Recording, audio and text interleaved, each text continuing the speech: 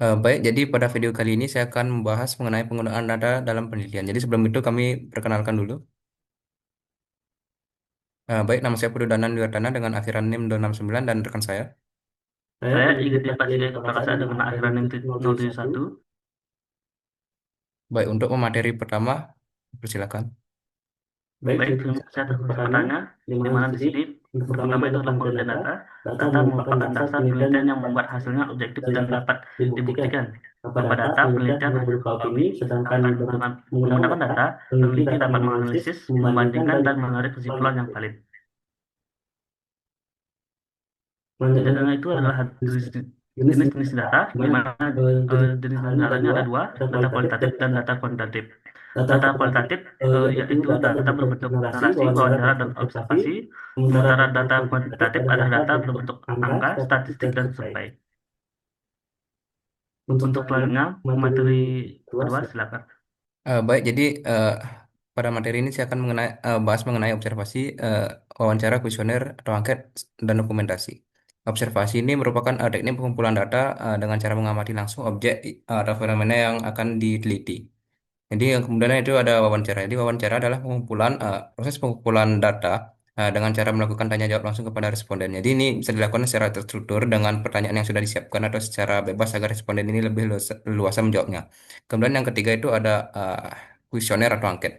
Jadi kuesioner adalah proses pengumpulan data dengan memberikan daftar pertanyaan tertulis kepada responden. Kemudian yang terakhir itu ada dokumentasi. Jadi dokumentasi ini merupakan proses pengumpulan data di mana peneliti ini menggunakan sumber-sumber tertulis seperti arsip atau dokumen resmi yang sudah ada. Nah, next. Nah, kemudian ada pengolahan data. Yang pertama itu ada menyusun data. Jadi langkah pertama dalam pengolahan data adalah menyusun data yang sudah terkumpul. Misalnya hasil wawancara ditulis ulang dalam bentuk teks, catatan observasi disusun per kategori, atau jawaban angket ini dimasukkan ke dalam daftar. Kemudian yang kedua itu merapikan data. Jadi setelah data ini disusun, data ini kan perlu dirapikan agar lebih konsisten dan lebih mudah dipahami. Kemudian yang ketiga itu ada menyajikan data dalam bentuk sederhana. Jadi langkah berikutnya adalah menyajikan data dalam bentuk yang lebih sederhana dan mudah dibaca. Jadi data ini bisa disajikan dalam bentuk tabel, diagram, grafik, atau deskripsi singkat. Dan next, ada analisis data. Itu analisis data deskriptif dan juga analisis inferensial. Jadi yang pertama itu ada analisis deskriptif. Jadi analisis deskriptif ini adalah proses pengolahan data di mana cara menggambarkan atau mendeskripsikan kondisi yang ada tanpa melakukan pengujian hipotesis. Jadi analisis ini bertujuan untuk menyajikan data sebagaimana adanya agar lebih mudah dipahami. Jadi yang kedua itu ada analisis inferensial. Jadi analisis inferensial ini merupakan teknik analisis yang digunakan untuk menggeneralisasikan temuan dari sampel ke populasi. Analisis ini bertujuan untuk menguji hipotesis, mencari hubungan antar variabel atau membandingkan kelompok. Next. Kemudian yang selanjutnya itu ada interpretasi hasil.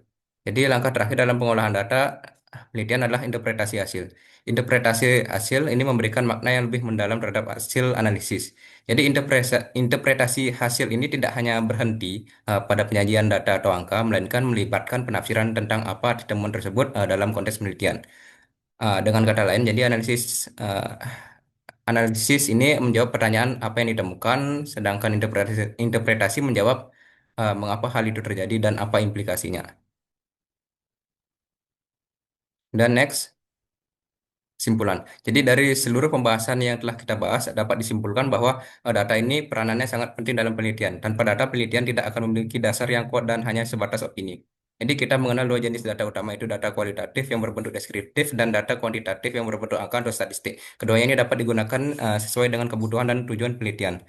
Selain itu, penggunaan data dalam penelitian tidak hanya dilakukan secara sembarangan, jadi melainkan harus melewati proses yang sistematis, dimulai dari tahap pengumpulan data, kemudian diolah agar lebih teratur, dianalisis, dan menemukan makna, sehingga akhirnya diinterpretasikan untuk menarik kesimpulan yang relevan dengan tujuan penelitian. Dengan pengolahan data yang baik dan benar, hasil penelitian akan lebih objektif, valid, dan dapat dipertanggungjawabkan, serta mampu memberikan kontribusi nyata bagi pengembangan ilmu pengetahuan dan pemecahan masalah di kehidupan sehari-hari.